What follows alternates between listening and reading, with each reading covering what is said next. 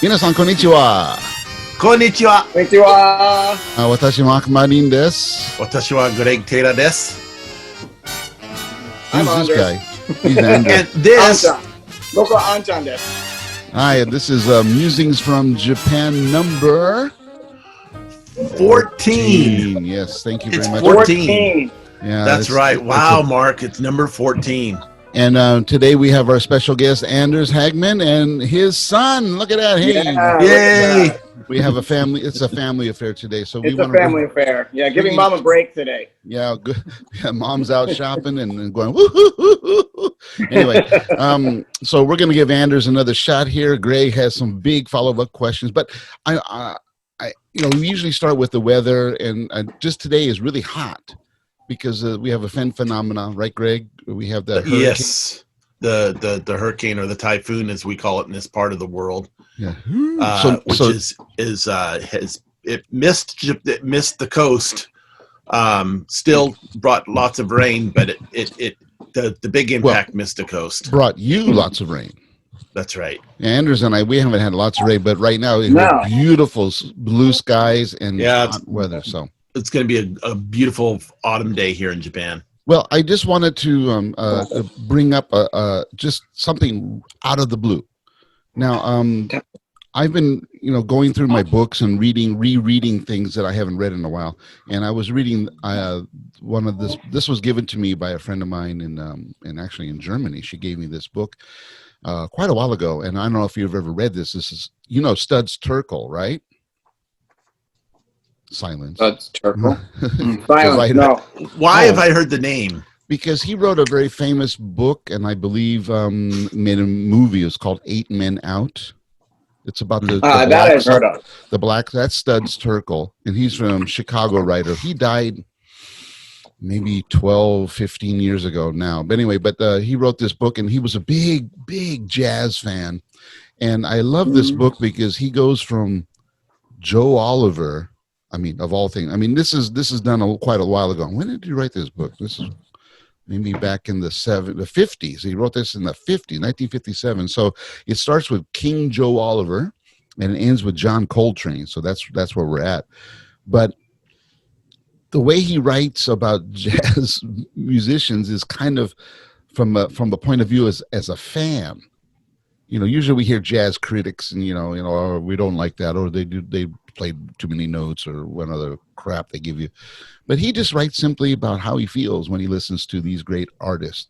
So if anybody, it's free now. You can find this on PDF online. I've seen it through Scribe and other things. But today's book review is Studs Terkel, Giants of Jazz. Thank you. Oh, anyway, fantastic! Anyway, but it's the thing. I'm because during the pandemic, what do you got to do? Let's read. What the heck? Yeah. Improve our scholastic abilities. So I only read picture books, though.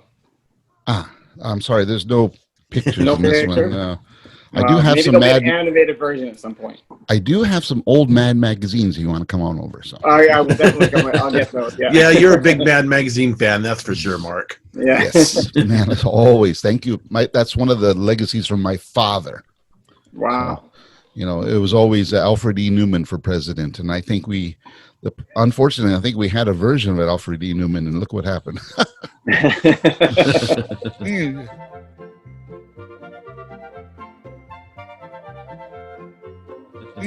Okay, today, everyone, today is Greg Taylor's interview show. We're going to follow up with Anders, and Greg and Anders have a great relationship because actually Greg lived technically with Anders at his school, and he was a tenant of Anders' facility. How's that? So, Greg, I leave it to you. I will just jump in with stupid, silly quotes. Yeah, very good. Well, thank you, Mark. Okay. So, I can remember my first time. Well, actually, is when I decided to move to Japan. It was May 2013, and I remember that Mark said that Mark said that he had a place for me to stay, and it was at your English conversation school. It was your Eikaiwa, and I said, great. It was all set up. So I remember coming to Japan, and then I remember Mark taking me to meet you, and we discussed this two Musings from Japan ago, in Musings Japan number 12. We discussed this briefly, and that I'd met you, and I just says, what a great guy, and I was just really happy about it. But so today, everyone stop here. If you don't know, please go back to Musings from Japan number 12 to catch up. Thank you. Hi, yeah. So anyway, I remember all these experiences as if they were yesterday, and it's amazing how time flies. But I thought we'd use today to ask you some follow-up questions and maybe elaborate a little bit more on the last time that we'd met or talked. And there's a lot of things that I think you could put useful insight in. What can you tell us right now? Can you tell us, just touching on, Mark touched on the pandemic, and I didn't bring this up to you, but do you notice anything different in Niigata or Shibata or wherever you're living about the pandemic? How has the pandemic, the Corona-19 pandemic, affected your area specifically? Well, for me, it's affected my school quite a bit because we had to put in a lot of provisions to prevent, like, the things to block, like the plexiglass to block people from, spitting on each other, I guess. And, we're wearing masks. It's mandatory for the school just to do business here. There's all, and we're canceling major events like my Halloween party, which, was a big deal for me. Yeah. Which is it's a real sad, but I'm going to make a haunted house anyway and do something for my son. And I'll do things during classes so that we'll have little mini parties so that we can still do some of the similar things. It's a lot of logistics that are much different. It's actually more difficult because it's time consuming because I have to do it every day. So that's a pain in the butt. And I've noticed, like, even my son's events, he's in kindergarten, he's 5 years old. His sports day is coming up and they're separating him by classes. They're not doing it. And they're not inviting extended family. It's only like the parents. So there's lots of little things that they're doing to assist with social distancing. But I've noticed, like, it's not like America where everything is blocked, is locked down or whatever. My son just dropped his pudding. That's not going to be a good thing. But here we go. Yeah. Here, Haru, you can have mine. Dozo. Okay. So Anders said he'd clean up afterwards. Yeah. Yeah. He's crying. So if you hear crying in the background, I'm sorry. That's okay. But yeah. Now stick. Dozo. Meanwhile, while Anders dealing with that, I'll be right back. Yeah. Okay. Yeah, go ahead. Anders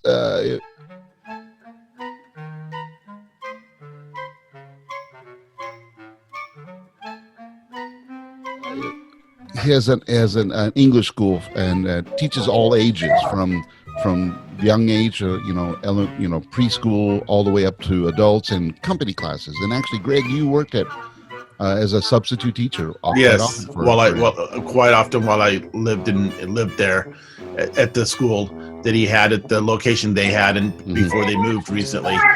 Yeah.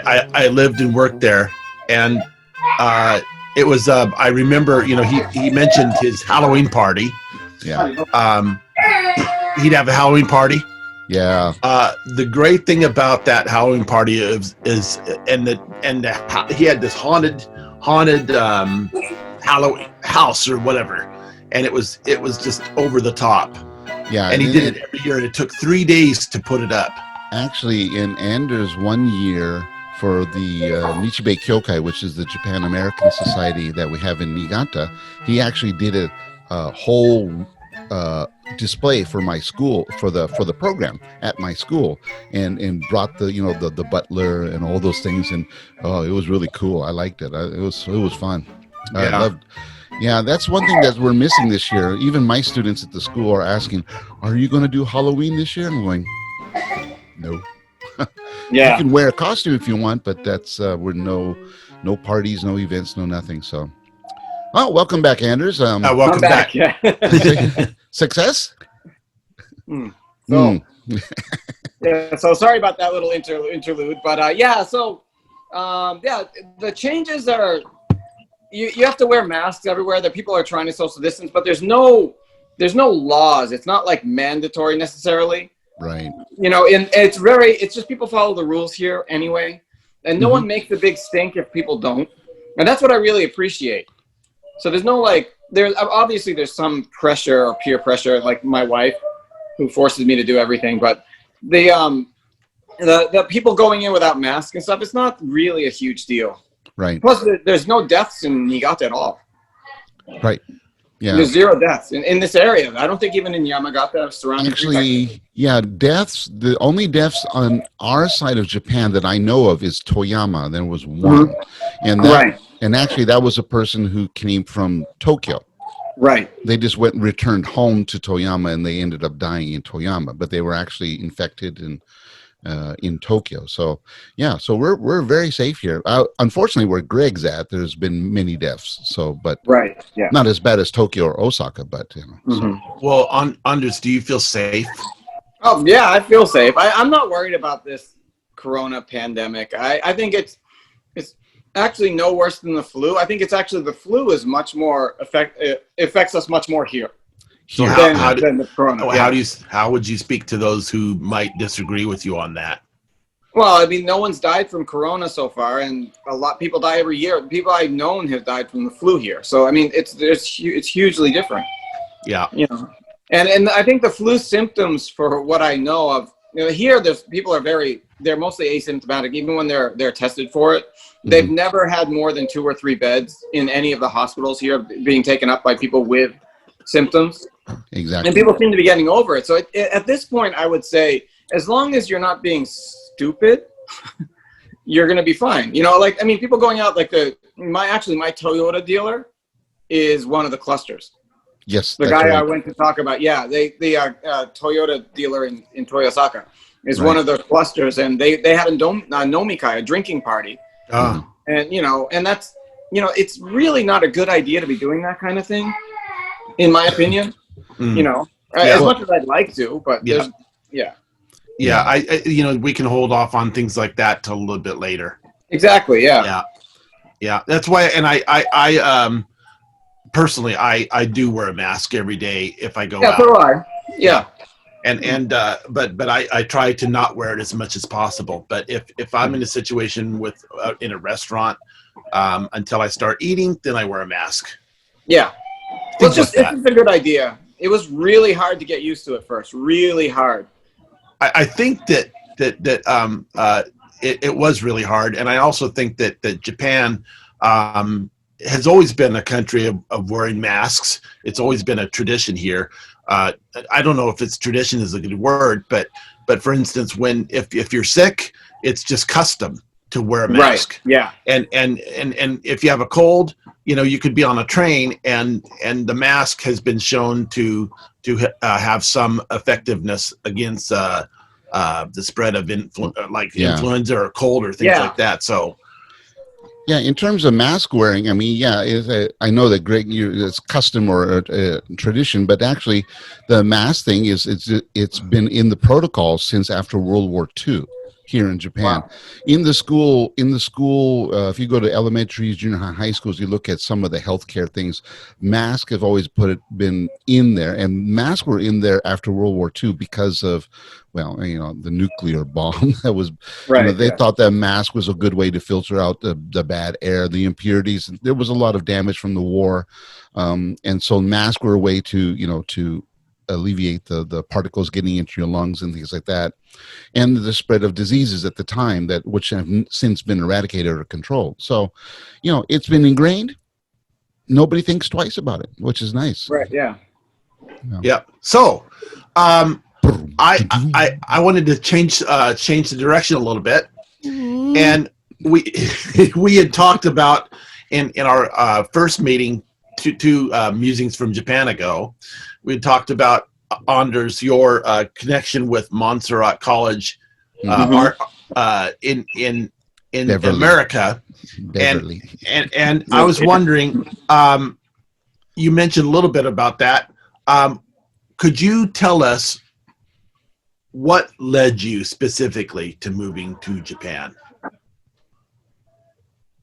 Well, as I said, I mean, I was running that program for about 10 years before I decided to move here. And it was because I came every summer for a month or sometimes, and even when I'd send the students back, I'd stay for another extra 2 weeks or whatever with a host family. And I established a community here with with foreign expats living in Japan, like Mark and Rob and a few other people. So I had a base here already, and it was really easy. I also had, like, every time I came here, people would offer me jobs. So, you should move to Japan. So I just decided one day, I got tired of the politics of the high school, of the politics of the U.S. And I was like, you know what? I think I might as well just move to Japan. I talked to my father. My father was really supportive, which really surprised me. And I up and left after being at Monster Off for 15 years. Up and left. I like that. Up and left, yeah. And I think I had to get my degree, which I hadn't gotten. I had been putting it off because I was a perpetual student. Now, for 15 years, even though I was working full time, I was still a student. And so I finally got my degree, lit a fire under my bum. And I came over here with my degree. I got the job through NSG and worked. They closed the school I was working at after a few months. Mm-hmm. And I opened my own school. Do you need to take care of your son real quick? What's that? Do you need to take care of your son real quick? I don't know why he's still crying, but he dropped his pudding. He still has more than half of it left, and he's this is how I guess Japanese people to react to dropping pudding. So. Okay, so anyway, I'll be right back. Okay.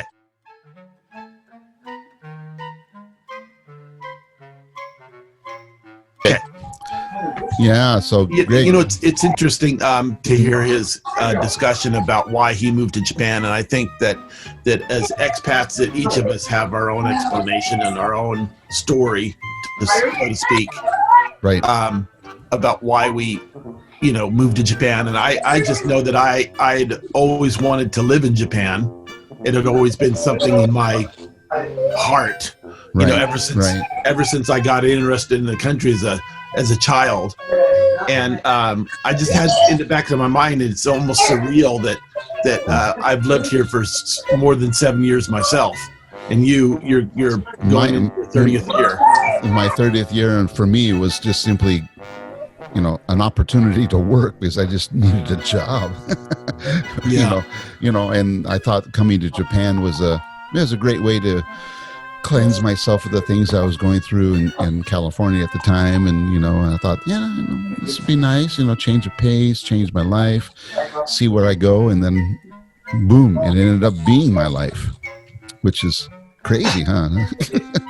Yeah. It's something that I almost wouldn't expect, from you, but it's something that you did. What I mean is, actually, I would be the last person you think that would just like up and leave. That's right. And just say, I want to go to Japan. Yeah. Whoa. What was that? And I still get amused at the fact that I came back from Japan and I studied Japanese for a year and a half at Fresno State, right, in the early 1980s. And I got interested in learning the Japanese language, and I didn't do a very good job of it back then. But then I developed some sort of understanding of the language, some basic understanding, and extremely elementary understanding. Now that I look on it, and I had no idea really at the time how hard it was. And I have all my Japanese books that I own in back of me right now. But there you were, and when I came to Japan for the first time in 2004 to work for you when you were a principal, you were proficient in Japanese, and you got me around, and then I meet Anders here, and Anders is proficient in Japanese. Anders, you should talk about that. Yeah. What? Yeah. So let's talk about that first. So, with your Japanese, how did you develop your proficiency in Japanese? Well, I'm functional, I guess, but I don't like studying, and I never studied. So just putting myself in social situations where I had to speak Japanese. Like I joined a softball team and baseball team. No one spoke English. Okay, and sorry. Bye bye. And I joined darts. Darts was really helped me a lot because you you drink when you do that, so you get really relaxed and you have to communicate with people. And being a single guy in my late 30s, I was really interested in communicating with people. So I remember Anders, and maybe you don't. We drank a lot, but I remember sitting down with you at an izakaya. We sat down. And you asked me. This is early when you first came. He says, "How did you learn Japanese?" Because and I was ordering food, similar to like Greg. When I sat with Greg later when he came, same thing. How did I order? How do you know what you're looking? How do you know to read it? And I said. And exactly what you just said, and I put myself in a situation where I have to do it. I have to survive. Right. That means I have to communicate. I mean, my writing skills horrible in Japanese. Thank God for the computer, because the computer writes the kanji for me. I can't write it, but you did exactly what I did. I just came here just jumped in and did it. Greg, you're lucky. Because you did study, you had a formal background, and and when you speak Japanese, Greg, I noticed that you're a lot smoother than Anders and I are. You think that we're smooth, and we are because we're used to situational Japanese. But actually, you're speaking Japanese.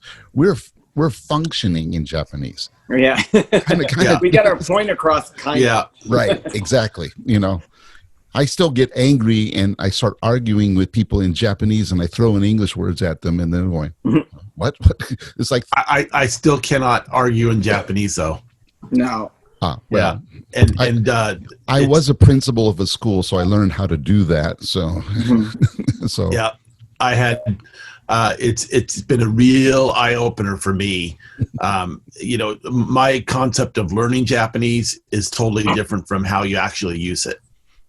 I think, and see that, I think so. Anders, if you were coming to Japan like us, what advice would you have for someone who may be watching this video? Perhaps someone we don't know might happen to see this video. And what advice would you have for a first timer coming? If they, for example, wanted to move to Japan, say, I want to move to Japan, I want to give up my life in the West or America. What kind of advice would you have for that person? It's a good question. Even in my situation, it was really difficult because there's a lot of challenges you have to overcome. First of all, you need to make sure you can work here. You can sustain your livelihood. So, finding jobs here is actually not bad if you're a foreigner. If you speak English as a native, you can get a reasonable job, but you're never going to move beyond that point. Your level is going to be pretty much fixed as an English teacher here. You'll make what $30,000 a year.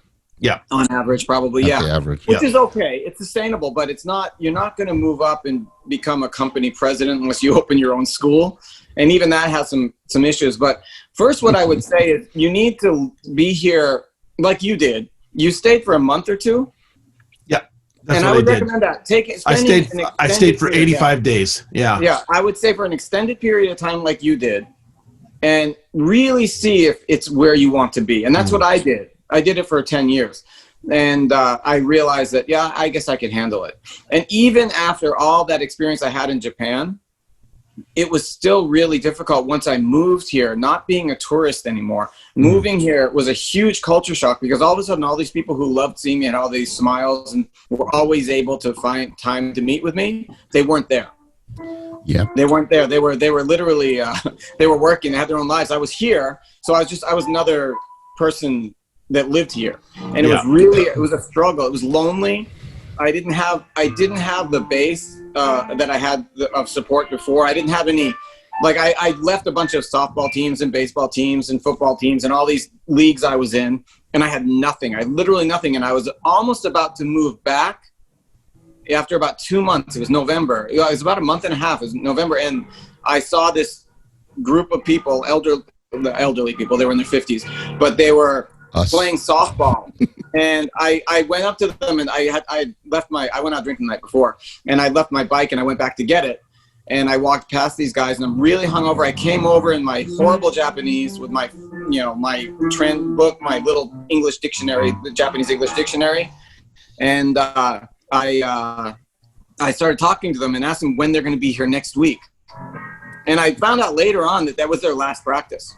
Oh. So but they had another practice for me the next week before their end of year nomikai, their end of year party. Yeah. And and they invited me to their party after the softball. There were only like 5 or 6 people who showed up for the practice, and they invited me. They took me in. They said they appreciated the way I played because I really wanted to impress them. So I'm like diving for balls and stuff. And they invited me. I didn't realize they were really pretty much a drinking team. They had never been in a league before. They lost every single game for 2 years before I joined. And I found out the next year when they won their first game ever was after I joined. They got a few other younger people, and we won a game. And the team that we beat was so dejected. It was really amazing. They lost to them? Yeah, the other team tried to recruit me. They were like, "What do you want to be on that team for?" And I said, "No, these guys took me in. I'm here. This is my team." So they appreciated that I stayed loyal. And and so things like that, you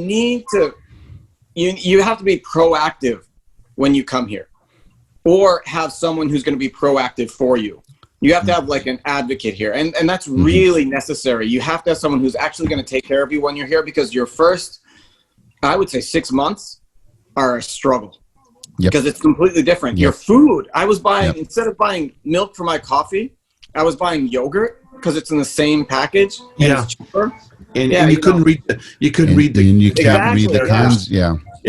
So you need someone to help you shop, because you can buy some crazy stuff over here that looks like it's normal food, and it's not. Oh, it's even like going to Mr. Donut. I bought a thing that in America would look, or at McDonald's it would look like an apple pie, but it was filled with meat or some other substance. Curry. There was a curry bread. I got a cup of coffee. Jelly donut. I got a cup of coffee, and I got this fritter. It looked like an apple pie, and I said, "Oh, I'm so hungry for something sweet this morning," and I bit into it, and I didn't know. Eat. Yeah, it's crazy. Yeah, there's no jelly donuts here. There's no jelly donuts. No. It's Uncle, or it's cream. They Uncle, don't have jelly sweet donuts. bean.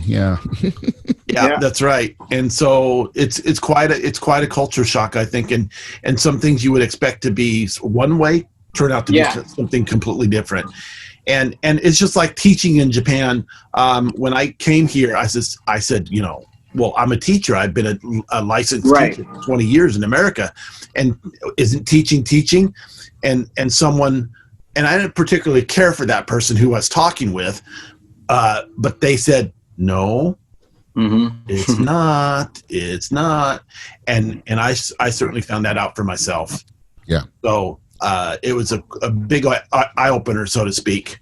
So yeah, I mean, it's I think it takes like you said, a mentor or someone to watch over you, and Mark's always been a mentor figure to me. Right. Yeah. And you became a mentor figure to me very quickly. I think of all the people I know in Japan, it's you and Mark that really have the biggest influence on my life here in Japan. And I couldn't have just. Disclaimer: I don't be responsible for Greg Taylor's what he does. I couldn't have done it without you. So, could you tell us what life is like running your school? Yeah, sure. I'm going to do, but before I do that, I'm going to turn the piano down because my son is accompanying us with. Okay, that's great. I kind of like it, but I kind of like the BGM though. I kind of like that. I think I'm going to record that and mix it myself and later use it as the ending theme. What do you think, Greg? I think it sounds great, Mark. Yeah, it sounds really great.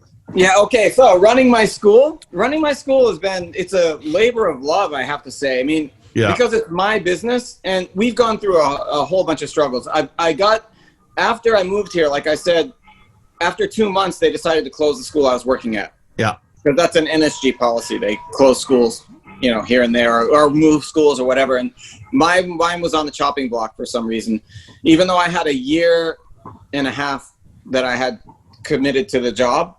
So instead of, I didn't want to leave Shibata. I just settled down, and I just, met these people who were taking me in. I just started playing darts, which is another hobby I had.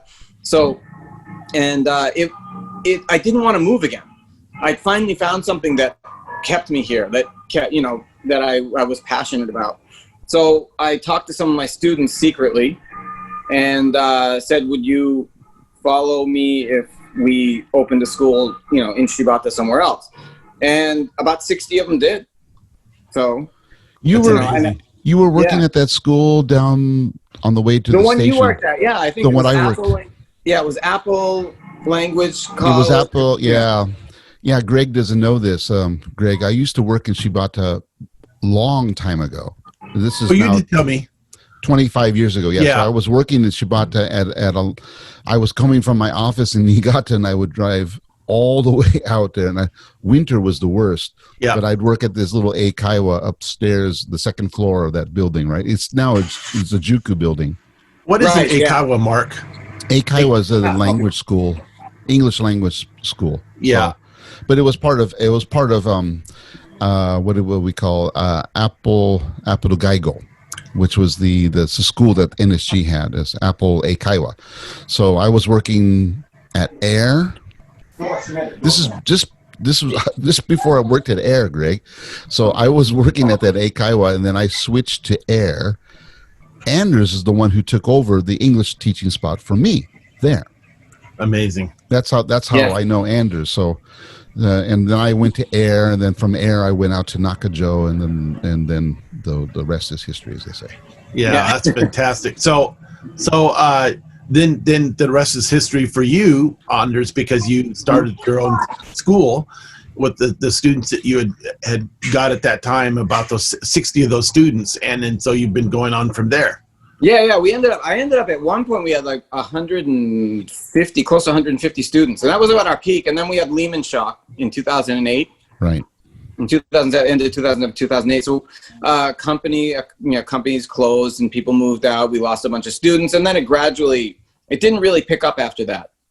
So I ended up working at Keiwa High School. I got a full-time job there as a teacher, which is really interesting because then I got benefits and everything. That really helped me out. That solidified my ability to stay here. Yeah. I got 3-year visas instead of 1-year visas. It was really, that's the one thing about getting visas. It's really difficult. As you know, when you moved here first, you came on a student visa, and then we helped you get your permanent, your working visa. Yeah. And if for someone coming over, I actually recommend that they can come over as a student if they can't find work, because it's much easier to change a visa once you have one to a different visa than it is to get come without one and try to get it. Exactly. Yeah. You're not gonna. It's almost impossible. I was lucky because I had connections here already. That's why I was able to move quickly, because I had connections. I had someone who's willing to sponsor me and hire me. So at that point, I was good, and I could do it on my own after that, because I have a partner that I started the school with, a Japanese guy who was a Juku teacher, and he had been a junior high school teacher. Mr. Ogino, obviously. Oh, sure. Yes. Yeah. Yes. I saw him last week, actually. Oh, did you? At a curry restaurant in Nakajo. So really? Yeah, he came in. He was driving by. He said, is this good? I saw him. He didn't see me. I said, Ogino-san. He goes, oh, what are you doing here? So I can eat. and then he said, oh, me too. Is this place good? I said, yeah, it's good. So he sat down, ate, and he loved it. So anyway, sorry. Next time I'll bring the advertisement for that later. But yeah, running the school, it's a blast, actually, because I can do stuff like with my Halloween party. So it's nice to share like our culture, American culture with Japanese kids especially. I love teaching kids. I teach at kindergartens as well. So it's really fun to have some passion in your work. It's not all just like, the same old. You still have that here. You have a ton of bureaucracy. Yeah. And going through taxes and having to deal with the shiakusho is a pain in the butt, but because there's never enough paperwork. It's never enough. And nobody knows really what their job is here, or how to do anything outside of their, tunnel vision focus on their particular job. The bureaucracy here is multi-layered. Pretty fascinating. And as you very thick lasagna. And as you have pointed out many times, Mark, it's it goes back throughout the history of Japan. Really, yeah. But they're trying to get rid of Hankos. Greg and I talked about this in Musings last time. I saw the news yesterday, and that they're having a big pushback against trying to fight Hankos. We got these companies in Tokyo, one company that's been making Hankos for like 400 years. Right, yeah. We don't know what we're going to do. You know, we'll have to lay off all of our employees. And I think they have 8. You know, I understand. I mean, because making a Hanko is a handcraft, so I understand. But but that Hanko is a layer of bureaucracy, because every person that has to touch your paperwork has one of those little stamps, and if you're not at your desk when that paperwork crosses the desk, it doesn't get done without that little stamp. Right. And you know, Hanko for everything, and it has a long history. Just like, you know, I saw on an NHK program, I think it was called Journeys in Japan or something like that. One of those programs that are geared towards, it's an English language program, and it's geared towards showing people life in Japan. They had in where was it? Somewhere in Japan. I don't know where it was, but they had a story about a family that has been making swords for 23 generations. Right. Oh, wow. I mean, just, it goes way back. It's just astounding. Just I think I saw that. I think they were in Fukushima or Miyagi somewhere or around there. Yeah. Yeah. And I know that Anjo is famous for its metalworks, as you pointed out, Mark. Is that right? Sanjo, yeah, Sanjo. Anjo, sorry. Anjo is a city right next to my city. Sanjo. I live next to Anjo. S. San Mitsu. 3. 3 Joes. Yeah, that's right. So, 3 Joes. Tsubanme and Tsubanme Sanjo. Tsubame, not Tubame. See? I'm forgetting. Oh, man. Great, I'm forgetting. Back. Come back. Well, now I live next to Kariya and Anjo and Toyokawa and Toyota. I live about 15 kilometers at the most from maybe 10. I don't know. Yeah. I live very close to the world headquarters of Toyota. We're close to the edge of the world. Yeah.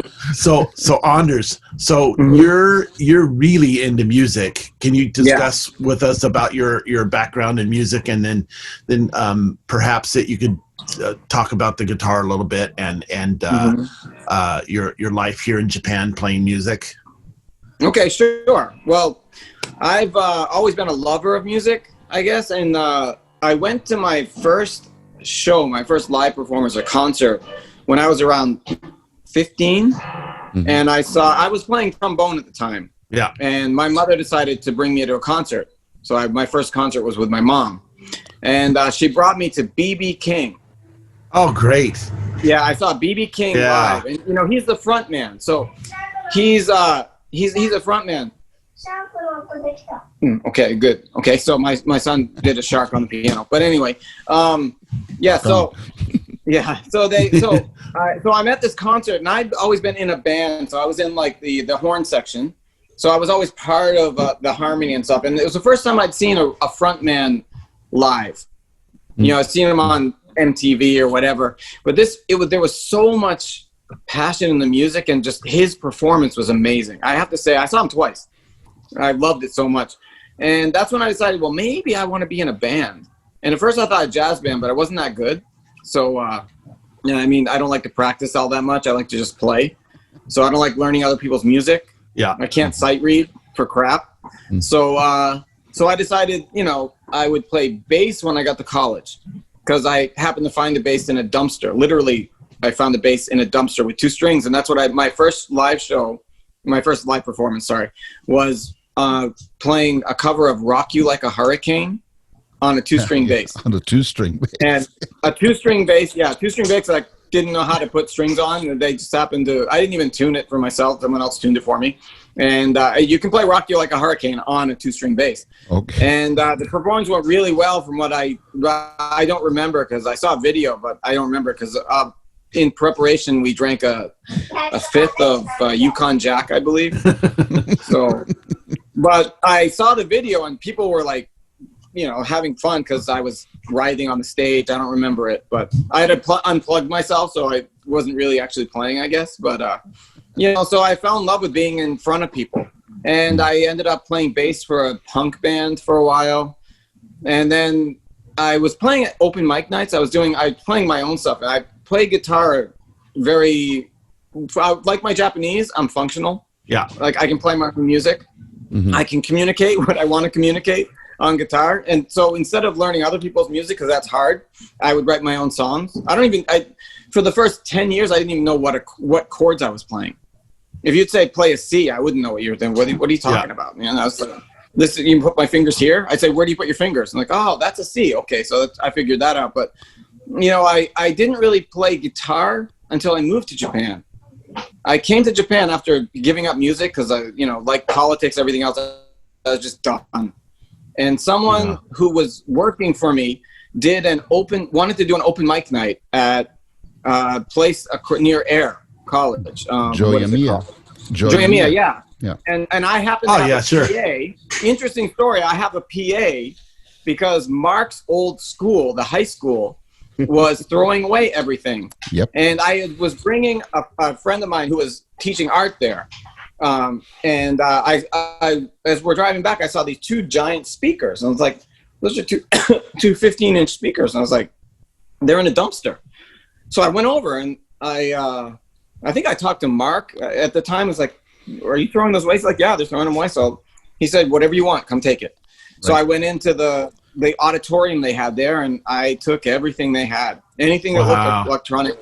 And it was a full PA. It didn't have the cables and stuff. It didn't have cables, but it was a full PA. You had the board, the speakers, the stands, everything. Yeah. It was real, and it was a good PA. Some of the things didn't work, obviously, because there was some water damage in that building. Yeah, that was a prehab building they had out there. Yeah. Yeah, but it was awesome. So I had the PA. I bought some cables, or actually Grin actually made some, and I helped him set up for the open mic. And this was before I met Grin, so it was I bought cables and we set up for the open mic. It went over really well and it kept going, but he didn't have performers. So I was like, oh crap, I'll play a couple songs. So I played some really stupid, silly songs. It was more of a comedy act where I was more of my, talking. Yeah. And while I was drinking, so apparently it was funny. It went over pretty well. And then I gave that up for a while and I met Eric. And Eric was just starting to play guitar. And he was coming to my party. So I just moved out. You had moved in. I had just moved out and moved to Honcho, like on my own little house. So I could play guitar again. I had my guitars. I had the PA. I wasn't using it except for to help out people when they needed it. But yeah, Eric was learning to play. I was like, okay, we'll play one song at this at Joyamiya. We'll go. We'll do a song. And it went over really well. He had a friend that played drums, and there was originally the 3 of us, and then we asked Grin to play because I had moved to Murakami at the time. It just was this series of events that happened, and it just gradually got better. And then Frutasoma is a rock festival, music festival in Murakami. And so now we're talking that you guys actually formed a group, right? We formed a group. Yeah, we've had one good show at Joyamiya for some reason, or I don't know if it was good, but people enjoyed it, and I just fell in love with it again. I was like, oh, I remember this. I remember this feeling. I guess I'll be on stage, but I was playing guitar instead of bass, so I was really out of my element. I could sing and play bass, but it was hard for me to sing and play guitar. Now it's the opposite. But I just fell in love with it again. I got back and I was writing music, and I'm playing songs like Drag Queen. I wrote that in 1992 on bass. I used to play chords for bass. Yeah. Yeah. So I wrote that in 1992. It's completely different than what it was then. It became a funky song instead of a punk song. Yeah. So it's much better now. But I was playing that, and we're playing all my old songs that I wrote in the 90s. That's why I probably have kind of a 90s feel. Because most of the songs we're playing, I've written a few new ones, but like Here I Am, there's a couple other ones. But we started writing, and it's really important, like, because the band, everyone writes their own part, basically. Yeah. You know, I might structure the song, but sometimes, you know, the chord progressions from other songs, it's like, Frankenstein mesh of stuff. Yeah, having played with you, on playing trombone and piano, it's kind of funky, Greg, because like I think the last time I played with you, we did the concert at Longboard. Yes, and I played piano because there was no, I guess Grin couldn't play, or there's a lot of there was no drummer. Grin couldn't play. He couldn't play because of COVID. He's not going out. Yeah, right, and no and the drummer couldn't come. Yeah, same reason. Which you understand. And Eric couldn't come either. Right. So I ended up playing piano. So I'm asking, what's the chord? Well, this one. Do I have the note? I wish I had the note. I had like this yellow paper, and I had like a song, and I just wrote a bunch of chords and kind of a format, and it's just like I think I gave it a Ty. That's why, because Ty was going to copy it out so he can keep it in the file.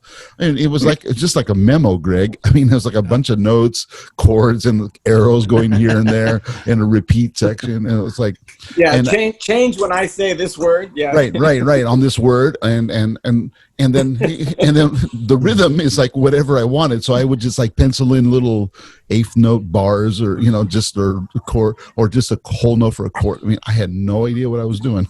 It sounded good though. That went over well. I mean, it was fun. We only practiced once, right? Once, yeah. So, and then in like Drag Queen, it's interesting playing with musicians. Yeah. I remember Drag Queen when we recorded it in your school.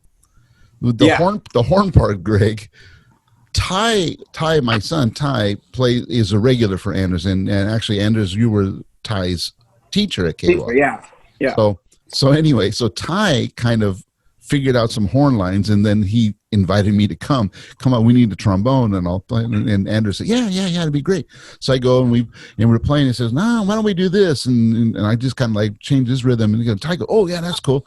And Drag Queen, if you listen to the recording on Musings from Japan number 12, at the end of the at the end, if you listen to the horn parts, we made up that horn part right there on the recording. It was just, we just ad-libbed it. It was just a riff. We completely just riffed. On the spot. Completely on the spot. And every time I play the song, I try to remember those riffs. So I have to listen to the song and say, what did I play?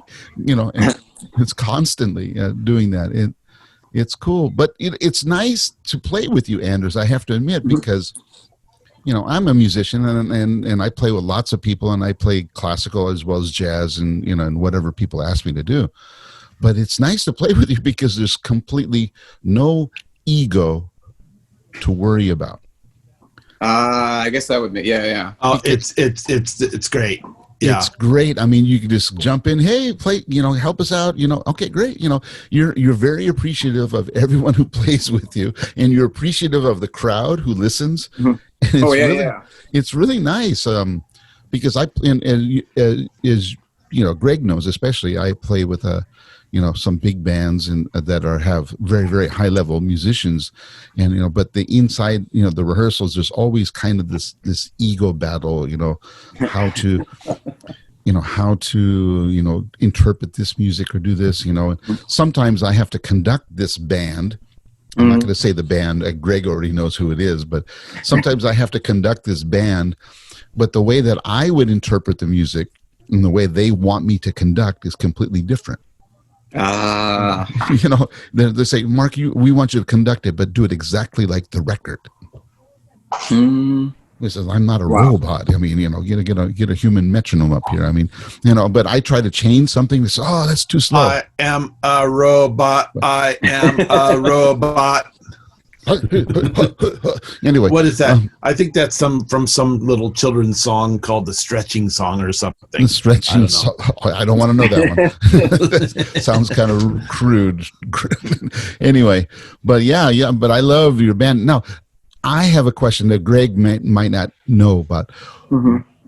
Well, the original name of your band, as I always think of it, was Worst Case Scenario. That's right. Yeah. But the name of the band now is called the Slow Claps. Why the change? Yes, why the change? Well, we've changed our name probably 30 times, but Eric and I, every time we would drink, we would change the name of the band. But we would it ended up when we started it, we couldn't find any other bands with the name Worst Case Scenario. Then I started to go online and find there's other Facebook groups with the Worst Case Scenario, like a cover band called the Worst Case Scenario, or the Worst Case Scenario, or there's this band and that band. There's 13 bands with the same name, so we decided we'll name the album, our first album, the Worst Case Scenario, and change the name to the Slow Clap. And there was all kinds of other names. Some of them I can't repeat, but there was all kinds of names we had. We were going to be Jama. Jama. Oh yeah, like the cat. Yeah, but there was actually another band called Jama. Oh man. Yeah, so every name we take, we go look, and there'd be another band with that name. And so far, for some reason, there's no band called the Slow Claps except us. And then just in case somebody watches this, what does that mean? What does Slow Claps mean? The Slow Claps? Well, in a musical sense, I guess it's kind of, how would you explain it? I don't even know. But it's kind of condescending. It can be condescending, or it can be okay, that was great. It's kind of it could be a standing ovation, or what were you doing? What were you thinking? Which is more we're on that side. Why would a musician play with me? I don't know. But for some reason, our drummer's a musician. And even Hoshino's a musician, a bass player. Yeah. He's actually a guitarist, but he's playing bass for us.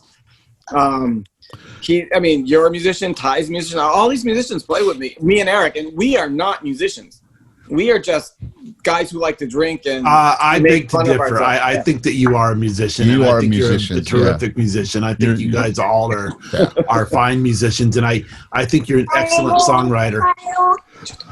You know what? The reason why I wanted to ask about the name Slow Claps is it reminds me I played in a Tex-Mex band a long time ago, and I remember playing this gig somewhere out in I don't know, out in the middle of the the border town somewhere, and I remember doing the gig, and the leader, everyone's Mexican in the band, including me, but everyone speaks Spanish. I don't. So we're like, in a cumbia band, and the band goes, and then they go, hi, and then the guy would start singing, saying, thank you very much, all in Spanish, and then the audience was going, because they're drinking, the Slow Claps. And so I always, when you name the band the Slow Claps, that is what comes into my mind. All these drunk Mexicans at a wetback bar on a border town in America. Anders, I always wanted to play with you guys. You can. Yeah, great. We'll make it happen. Greg, come on in. You play trombone. We'll make it happen. I'll play piano. So we'll make it happen. So I have a couple more questions before we wrap it up here today. Mm-hmm. First of all, if I was a person in America or somewhere outside of Japan, I was coming to Japan, to your area, where would you recommend that I go see? Niigata is awesome for food. So I would drink a lot. Drink a lot. Would I? It's Freudian slip. But I would, there's so many restaurants. I would try local seafood. There's a place, I don't remember the name, but it's near Tokimese, where you can get really great food. Yeah, there's I've been there. I've been there. I've been there. It's Pier Bondi, right? That's right. Yes. Yeah, Pier Bondi. I would really recommend that because the food there is amazing. Yeah. That is the old fish market. You can get meat. You can get fish market. It's a fish market. You can get, I had lunch there. Yeah, it's really good. Absolutely. I'm glad you brought that up because I think that Niigata is one of the greatest places in Japan.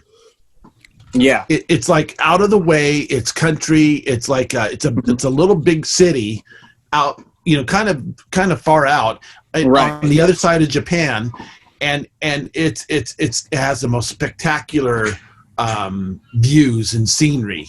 Right. Sasagawa Nagare too. If you want scenery, you want a great beach.